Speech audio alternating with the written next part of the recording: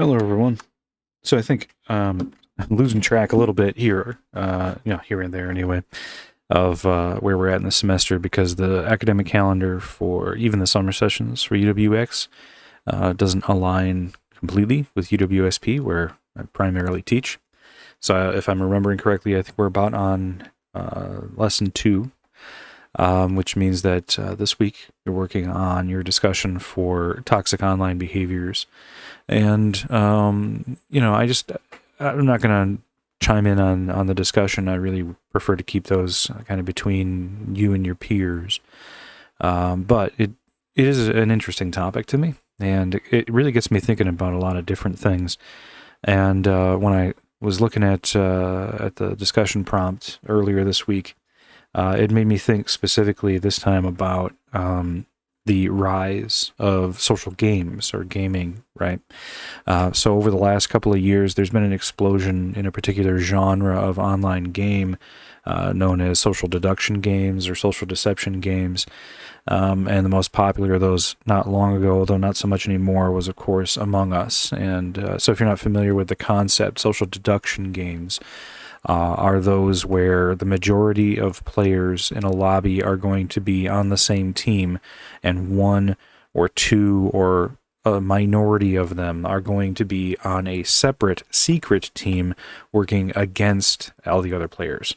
And the pretext of this can vary from game to game. There's different ways that you can apply game theory in order to improve the odds of one team over another. So, for example, in Among Us, the way the game is designed, the pressure is on the imposters, those who are not playing with the team but against them, to sabotage them before time runs out, because the default win condition is on the I'm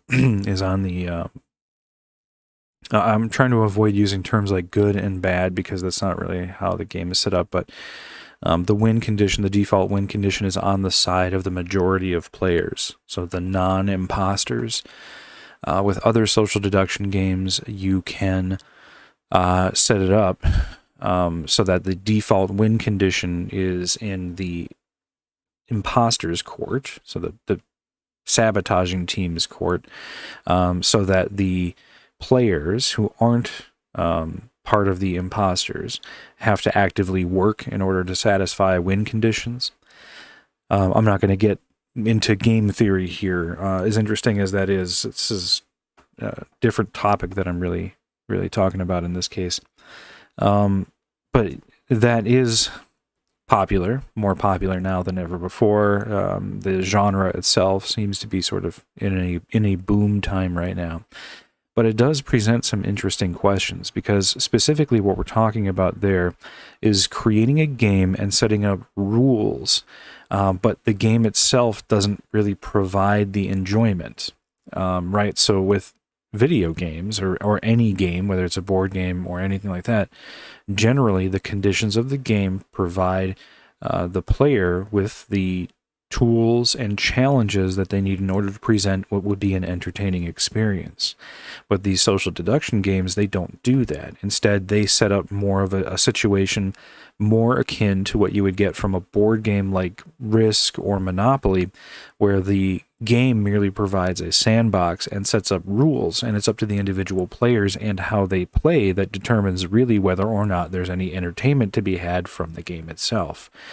And it's interesting because in a board game scenario, if you're playing Monopoly or Risk with your family or friends and you're all sitting around the table, well, that has a pre-packaged social relationship with all of the other players that will, in addition to the game's rules, provide some context for the social aspects of the game, and therefore provide an unspoken set of rules, right? You have a pre-existing relationship with your parents or your siblings or your friends or whatever that will inform, a basis for the social aspects of the game. With online games, that's of course not the case. You may be playing with your friends, but you may also be playing with random people on just the general public. And there are, technically speaking, at least by default, no inherent rules in how the game can be played. So in addition to the game having to set up a sandbox and rules that sort of enforce one way or another the default win conditions or the goals that must be achieved in order to achieve a win condition, there also has to be rules built into the game that control the social aspect of the game in order to prevent there being a non-entertaining experience, let's say a bad experience. And it's interesting because, of course, these games live and die based upon the number of players that they have in them. You can't play a social deduction game if you can't get a full lobby. I mean, you can, but it's a lot harder to play the game when no one else is playing it. You need people in order to make the game work. So you need to develop an experience as a developer here, as a game developer, that causes people to have enough fun that they want to keep coming back, which means that it must present enough of a challenge, but also the social aspect of the game has to be controlled as such, where people can't simply game the system through the social aspect. So it's really interesting how developers may approach that problem. And I found this paper here. I'm actually going to share it along with this video link up on Canvas if you would like to read it yourself. But it's an interesting question. So, how do game developers take into account these things? What's to prevent a person, let's say, you have a situation similar to Dread Hunger. So Dread Hunger is another social deduction game where the win conditions are by default in that game they're called thralls, but the imposters, the saboteurs, that team. Meaning that if the other players on an 8-person team, 2 of them will be thralls, so 2 of them will be actively working against the party. If the other 6 in that crew don't do anything throughout the game, they lose. In Among Us, out of the crew members, if they do nothing, they win, right? They just need to survive until the end.